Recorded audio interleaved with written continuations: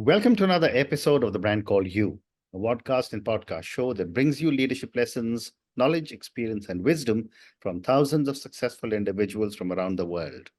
I'm your host, Ashutosh Garg, and today I'm delighted to welcome an accomplished professional, a tech entrepreneur from Florida, USA, Mr. Phillip Brown. Phillip, welcome to the show. Thank you so much. Uh, Phillip is the founder of Pitt Incorporated, which is a software consulting firm dedicated to improving project management automation. So, Phillip, before we talk about Pitt, tell me a little bit about your own journey and what took you to Pitt. Well, computers have really been my passion since I was small. I think I got my first computer at age 12 before computers were really a commonplace in homes. So my first computer was a Commodore VIC-20. If anybody remembers that, you're about my age probably. And from there, I developed my own program on that computer and then kind of iterated through all the IBM clones and up to when Microsoft became a thing, and Apple. I think Apple IIe was the first computer in my classroom. I just maintained a passion for computers and programming throughout my whole life. Ironically, I went into healthcare first. So my first career was 12 years in healthcare, negotiating contracts. Then I got tired of moving from one healthcare company to another because they were kind of buying each other and right sizing or downsizing. So I went back to computers and decided to go back to school, get a master's degree in computer science, and go down that path of computer programming, database development. From there, I got involved with a small consulting company, did really good with them. Then we got hit by the 2008, 2009 housing crash, or whatever you want to call it. And then that company actually had to dissolve. So from that point, I created Pitt in 2010 and continued my journey of consulting in the computer space, doing various integrations and software development, application development for different companies. Landed in the space of project management for the majority of that. So I just kind of kept with that theme. And today, my main goal is to, give back to smaller companies, would be like the medium-sized businesses, small to medium-sized, the ones that are really in that growth spurt, excuse me, and need to understand how to go from their daily, founder or operator managing the projects to a team that actually manages the multiple projects that they're starting to accumulate. And that's where I'm at today. Amazing. So that's my main concentration is systems and automation for companies that are really growing and thriving. Yep. And most small and medium enterprises do need a lot of inputs in the area that you're talking about. But therefore, my logical next question is, what are some of the common project management issues faced by a lot of the mid-sized enterprises that you support? Wow. Yeah. Excuse me.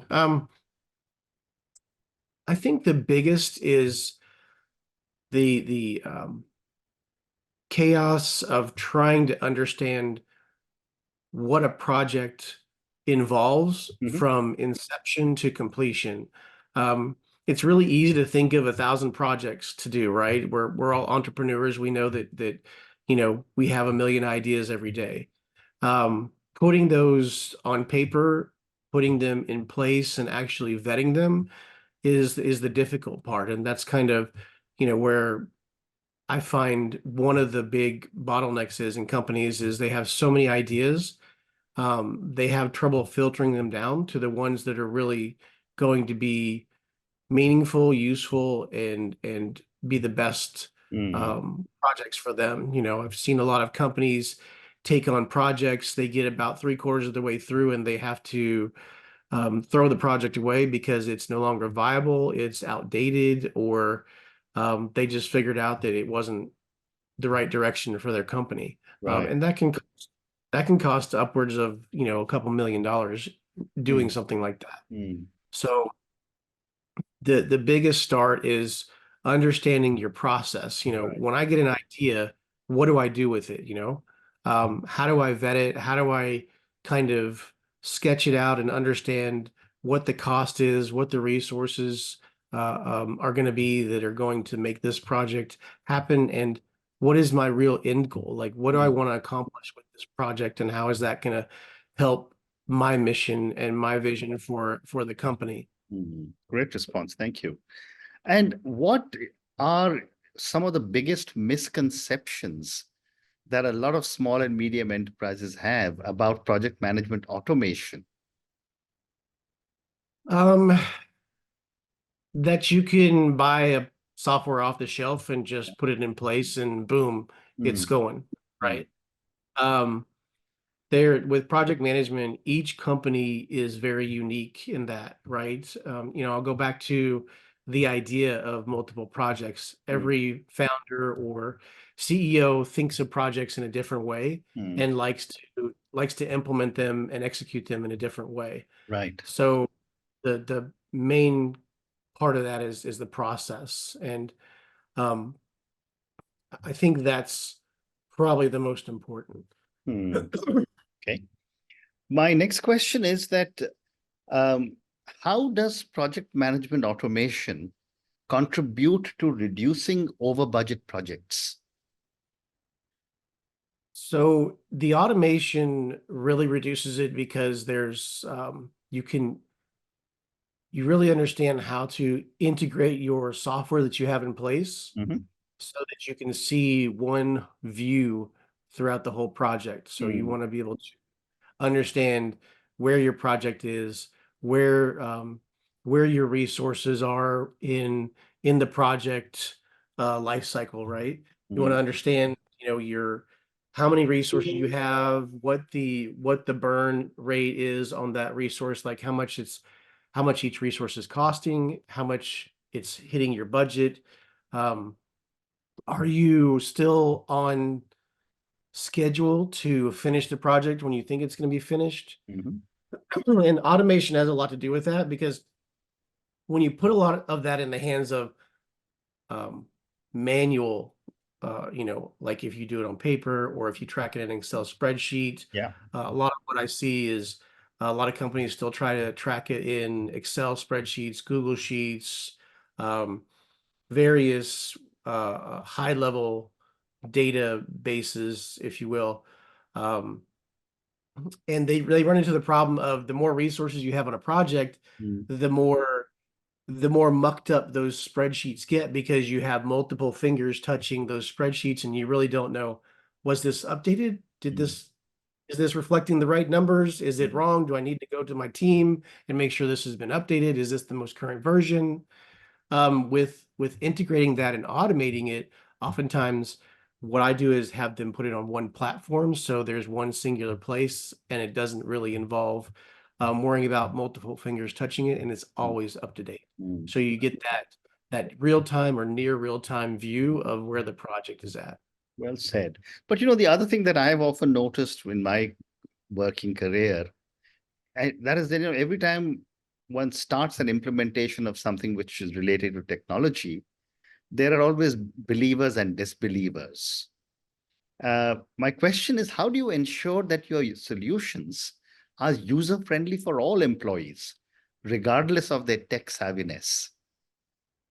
So that is one of the other challenging parts. Mm, In the corporate space, it's called change management. yeah. Um, some companies call it user adoption.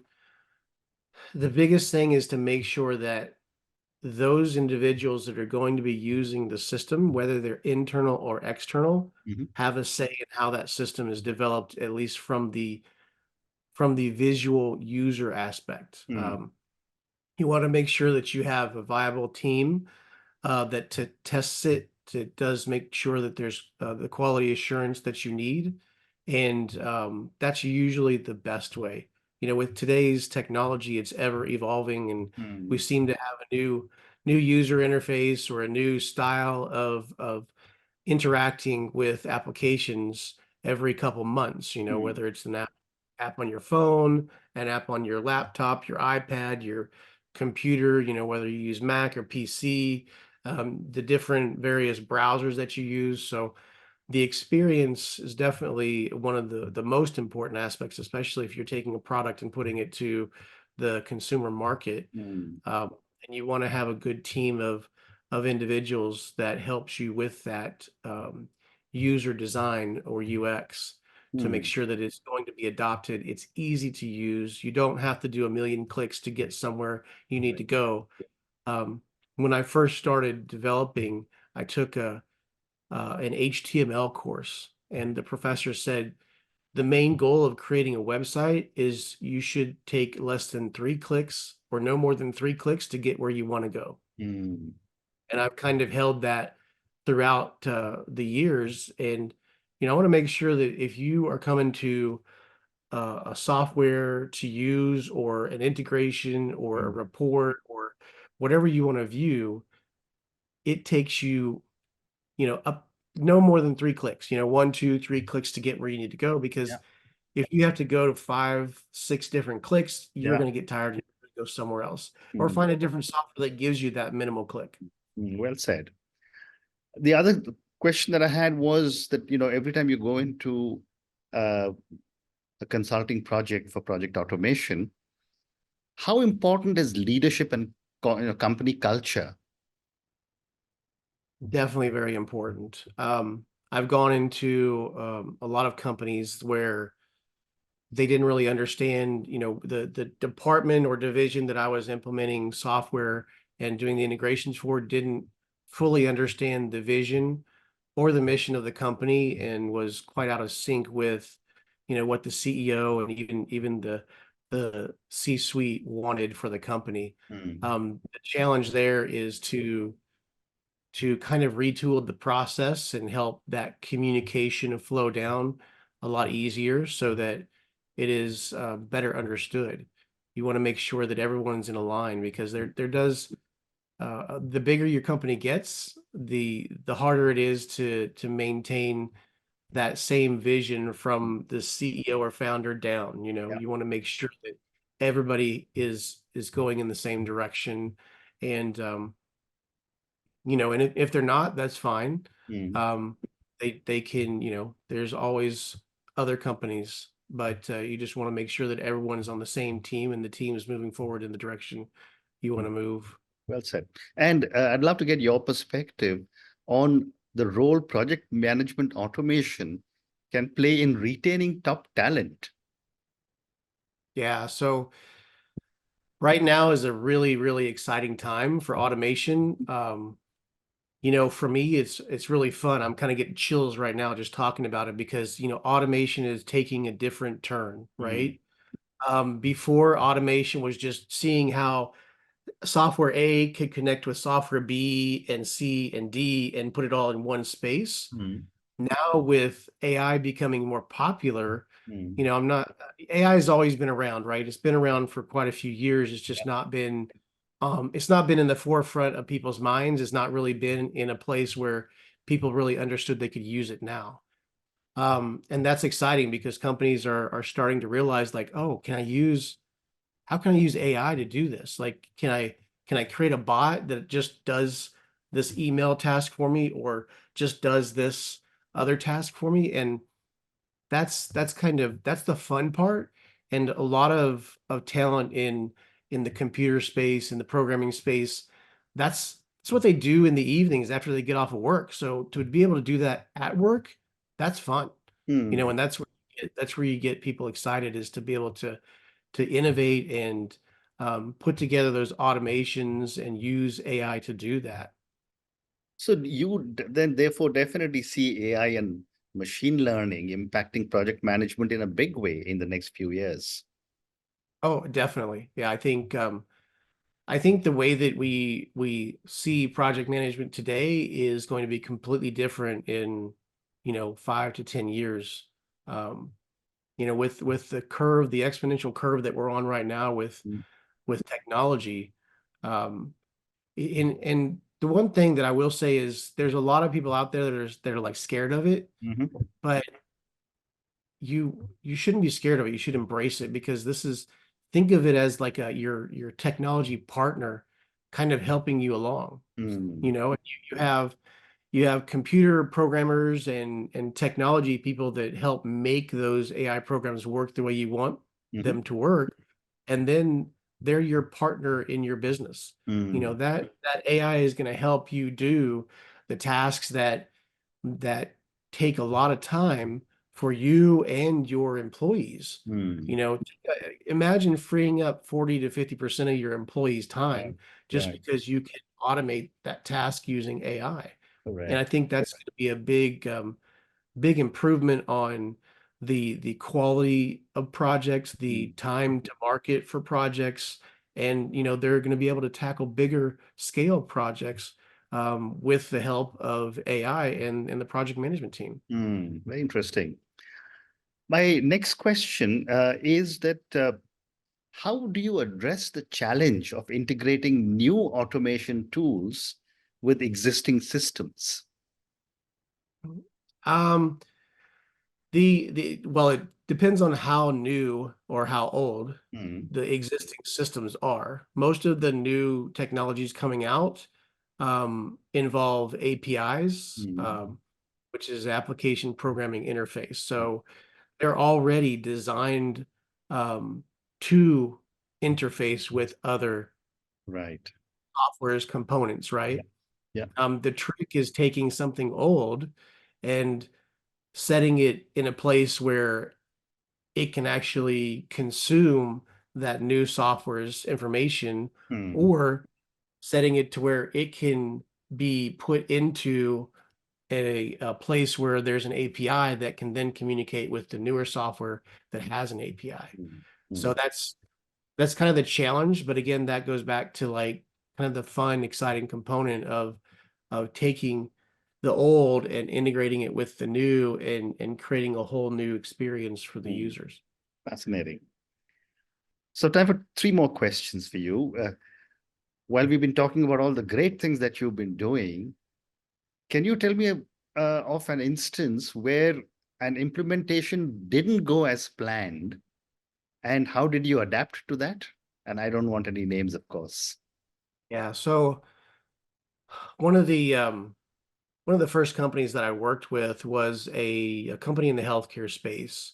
Um, and just to give the listeners a context, there's a couple ways to develop software. One of the most common ways was called waterfall, Mhm. which is basically you map out the whole software and then you do it from step one to step 500, however many steps there. And then at step 500, you release it to the users, right? At that point, it's supposed to be done, ready to go. The other method is called agile. And in that case, you take that same 500 steps, but you release them every 2 or 3 steps to the users. So Mm, it's a graduated release. You implement a little bit of the software every time. So this company was using the waterfall method, mhm, and I kind of mentioned this example earlier in our conversation.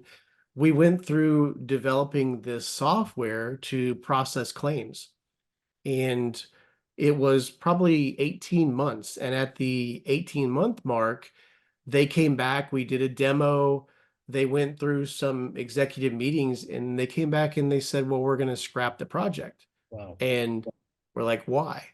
And they Mm, said it doesn't look the way we thought it was going to look, and we needed to do all this other stuff. And mm, based off of what we understand, it's going to take another, 6 to 12 months to get mm, all of that put into it.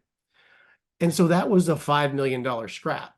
They mm, took that whole, 18 months of using their own, employee resources, other resources, and $5 million in budget, and just threw it away. mm, That software did not go anywhere, and mm, that was disappointing.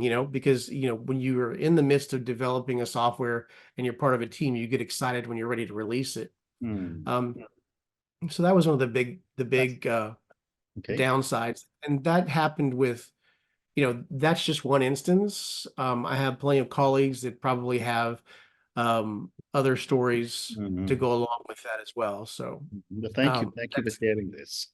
Thank you for sharing this. Two more questions. What trends, Philip, do you predict will dominate project management in the next few years? trends in project management. That's really it's a difficult question to answer because everything is changing so fast. I guess you One, partly answered it with the AI and ML also, but yeah, I think yeah, AI is definitely a trend. I think AI is going to advance in the minds of non-tech users, right? So right now, AI in their mind is ChatGPT, right?